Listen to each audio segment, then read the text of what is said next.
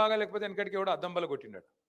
అరే నువ్వు గుర్తుపెట్టుకో, కరోనా వచ్చింది, దేశం ప్రపంచం అంతా ఆగమాగమైంది, అతలాకుతలమైంది, ప్రభుత్వాలకు ఆదాయం సున్నా అయింది, జీవితంలో ఎవరు అనుకోలే మనం మూతికి బట్ట కట్టుకొని ఇంట్లో కూర్చోవాలి 2-3 నెలలని అట్లా కూర్చున్నాం, ఏదో బతుకుంటే చాలన్నట్టు అట్లా అట్లా అట్లా నడిపినాం, ఆదాయం సున్నా.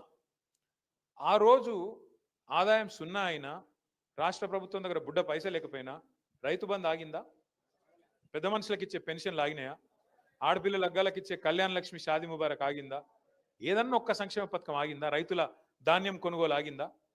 మరి సున్నా ఆదాయం ఉండగా కూడా కేసీఆర్ గారు గిన్ని చేస్తే నీకు బంగారు పల్లెంలో పెట్టి తలసరి ఆదాయంలో అగ్రభాగాన భారతదేశంలో నెంబర్ 1 రాష్ట్రం చేసి నీకప్ప చెప్తే మొత్తం ఏం లేదు, నా రాష్ట్రం అంతా దివాలా తీసింది, నా రాష్ట్రం సంకనాకిపోయింది, నా రాష్ట్రం క్యాన్సర్ పేషెంట్లు ఎక్కున్నది, నా రాష్ట్రం ఎయిడ్స్ పేషెంట్లు ఎక్కున్నది అని ముఖ్యమంత్రి మాట్లాడచ్చునా?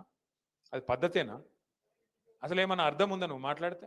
ఒక కుటుంబ పెద్ద అన్నట్టు ఆయనే ఎంత ఓర్పుతోని ఎంత బాధ్యతతో నడుపుతాడు కుటుంబాన్ని.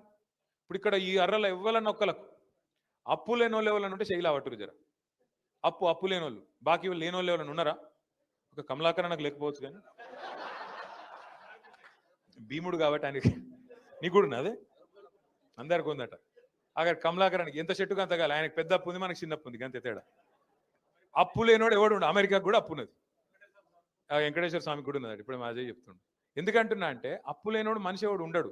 కానీ అప్పు ఉంటే కూడా ఎట్లా నడుపుతాం మనం? ఇప్పుడు నేను దబ్బన కమలాకరణ దగ్గర నేను ఒక 5 లక్షలు అప్పు తీసుకున్నా అనుకో, అన్న నీకు 3 నెలలు ఇస్తా అని చెప్తా.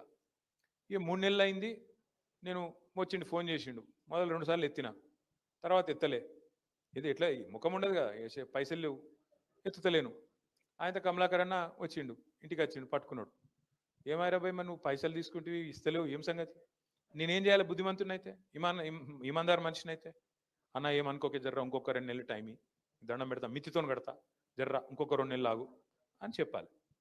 ఇప్పుడు రేవంత్ రెడ్డిని కూడా గదే అడుగుతురు ఏంది ప్రజలు, ఏమైనా మరి 100 రోజులలో 6 గ్యారంటీ లాంటివి ఏమేమో నరికితివి, ఏడవైనాయి మరి ఏం సంగతి మా హామీలు అంటే ఏమంటుండరు ఆయన?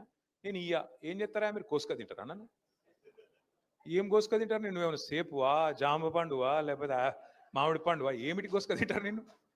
అంటే ఎంత ఘోరం అంటే, నీకు నిజంగా ఇచ్చే దమ్ము లేకపోతే, ఇచ్చే తెలివి లేకపోతే హామీలు ఎందుకు ఇచ్చినావు? మరి manifesto committee chairman Sridhar Babu ఎవడు రాయమనండి 420 హామీలు ఇష్టం వచ్చినట్టు నోటికి ఎంత వస్తా అంత. 10 లక్షలు కేసీఆర్ ఇస్తుండగా దళిత బంధు హుజూరాబాద్లు ఇచ్చిండుగా, నేను 12 లక్షలు ఇస్తా, ఎవడు నరుకుమన్నాడు? ఇచ్చిన ఒక్కనికన్నా మరి 12 పైసలు ఇచ్చినావు కనీసం? ఆఖరికి పోనీ హుజూరాబాద్లో 2వ విడత పైసలు ఇవ్వాలని కౌశిక్ రెడ్డి లొల్లి పెడుతుంటే ఆ పైసలు ఇచ్చే ముఖం కూడా లేదు వీళ్ళకు. ఎంత ఘోరం అంటే, ఎస్సీ డిక్లరేషన్ పేరిట ఎస్సీలను, ఎస్టీ డిక్లరేషన్ అని ఎస్టీలను, బీసీ డిక్లరేషన్ అని బీసీలను, మహిళా డిక్లరేషన్ అని మహిళలను, యూత్ డిక్లరేషన్ అని యువజన విభాగాన్ని, రైతులకు రైతు డిక్లరేషన్ అని, మోసపోని వర్గం లేదు ఇవాళ కాంగ్రెస్ చేతుల్లో. బీజేపీ చేతుల్లో మోసం మనకి ఎరికే, మొదటి నుంచి ఎరికే. కొత్త మోసం ఇక్కడ మొదలైంది. ఈరోజు తెలంగాణలో ఉన్న రాజకీయ పరిస్థితి ఏంటంటే, ప్రజలు ఎదురు చూస్తాను, ఎప్పుడు ఎలక్షన్ వస్తుందా, ఎప్పుడు మళ్ళా కేసీఆర్ను తెచ్చుకుందామా, తెచ్చుకొని మళ్ళా రాష్ట్రాన్ని పట్టాలెక్కిద్దామా అని చూస్తా ఉన్నాం. తప్పకుండా నాకైతే బలమైన నమ్మకం ఉన్నది. వాళ్ళ గౌతమి రెడ్డి గారు ఒక డాక్టర్, అమ్మాయికి తన వృత్తి ఉన్నది, తన సంపాదన ఉన్నది, తన పని తాను చేసుకోవచ్చు, నాకెందుకు రాజకీయం, నాకేం అక్కరా, సావంతి ఎవడేడదస్తే నాకేందని చెప్పి సపరేట్గా ఉండొచ్చు.